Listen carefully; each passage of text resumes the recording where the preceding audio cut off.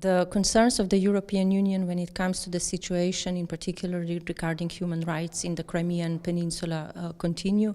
In the past days, Vladimira Baluha, known to have opposed illegal annexation of Crimean Peninsula by the Russian Federation, was sentenced to 3 years and 7 months in a penal colony by a court in the peninsula that is not actually recognized, whose jurisdiction the European Union does not recognize.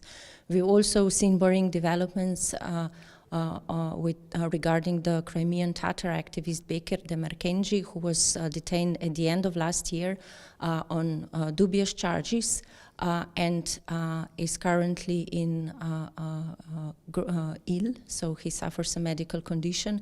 And in this context, it is essential that he is immediately granted access to appropriate medical care. And we continue to reaffirm that international human rights observers must be granted full, free and unhindered access to the peninsula, and the European Union expects that all illegally detained Ukrainian citizens in the illegally annexed Crimean Peninsula as well as in Russia will be released as swiftly as possible. And you know, the European Union remains committed to fully implementing its policy of non-recognition of the illegal annexation of the Crimean Peninsula.